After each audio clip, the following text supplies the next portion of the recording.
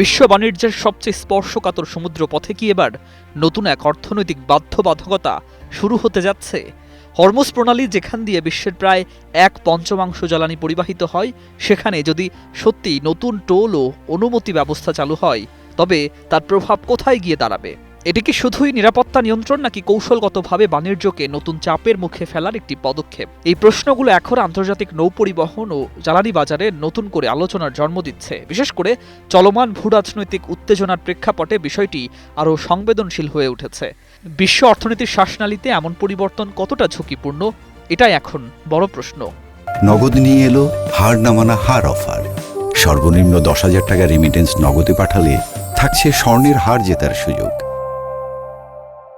Hormuz প্রণালী পারস্য উপসাগরকে Oman উপসাগর ও আরব সাগরের সঙ্গে যুক্ত করা একটি সংকীর্ণ জলপথ।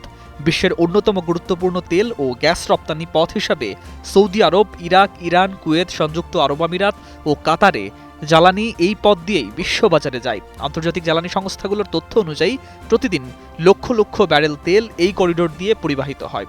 এই কারণে এখানে যে কোনো নিয়ন্ত্রণ, উত্তেজনা বা অবরোধ বিশ্ববাজারে সরাসরি প্রভাব ফেলতে পারে। বিমা খরচ বৃদ্ধি, শিপিং রুট পরিবর্তন এবং জ্বালানি মূল্য ওঠানামা এখানে প্রায় তাৎক্ষণিক প্রতিক্রিয়া তৈরি করে। ফলে এটি শুধু একটি ভৌগোলিক পথ নয়, বরং বৈশ্বিক অর্থনীতির কৌশলগত লাইফলাইন। সম্প্রতি বিভিন্ন সামুদ্রিক রিপোর্ট ও সংবাদ বিশ্লেষণে দাবি করা হচ্ছে যে এই প্রণালীতে জাহাজ চলাচলের জন্য নতুন ধরনের নিবন্ধন ও অনুমতি প্রক্রিয়া চালু হয়েছে। এর আওতায় কিছু নির্দিষ্ট নৌযানকে আগাম অনুমতি ও যাচাই প্রক্রিয়ার মাধ্যমে চলাচল করতে দেয়া হতে পারে বলে উল্লেখ করা হচ্ছে। কিন্তু রিপোর্টে আরও বলা হচ্ছে, নির্দিষ্ট জাহাজকে উচ্চ অঙ্কের টোল বা ফি পরিশোধ করতে হয়েছে, যা কয়েক বিলিয়ন ডলার পর্যন্ত হতে পারে। তবে এই তথ্যগুলো এখনও বিভিন্ন উৎসে ভিন্নভাবে উপস্থাপিত হচ্ছে এবং পূর্ণাঙ্গ আন্তর্জাতিক স্বীকৃতি পরিসংখ্যান এখনও পরিষ্কার নয়। বিশ্লেষকদের মতে এমন কোনো ব্যবস্থা কার্যকর হলে তা বাণিজ্যিক নিরাপত্তা, আন্তর্জাতিক শিপিং নীতিতে বড় পরিবর্তন আনবে। বিশেষ করে বিমা কোম্পানি ও শিপিং লজিস্টিক প্রতিষ্ঠানগুলো নতুন ঝুঁকি মূল্যায়নে বাধ্য হবে।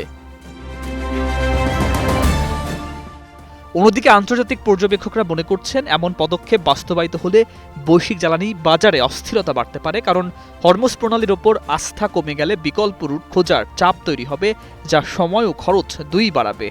চীন, ভারত, পাকিস্তান সহ বিভিন্ন দেশ তাদের জ্বালানি নিরাপত্তা নিয়ে নতুন করে হিসাব নিকাশ করতে পারে বলে বিশ্লেষকদের মত। বড় শিপিং কোম্পানিগুলো ইতোমধ্যে সম্ভাব্য ঝুঁকি বিবেচনায় রুট পরিকল্পনা পুনর্বিন্যাসের কথা ভাবছে।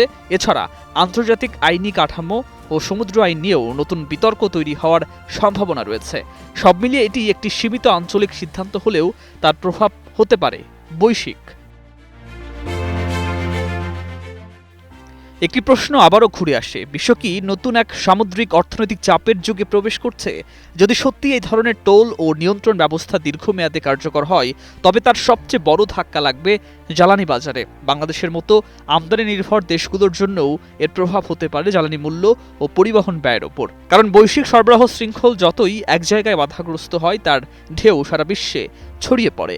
এখন দেখার বিষয় আন্তর্জাতিক সম্প্রদায় এই পরিস্থিতিকে কিভাবে সামলায় বা কত দ্রুত একটি ভারসাম্যপূর্ণ সমাধান খুঁজে পায়। কারণ হরমুজ শুধু একটি প্রণালী নয়, এটি বিশ্ব অর্থনীতির একটি স্পন্দন রেখা।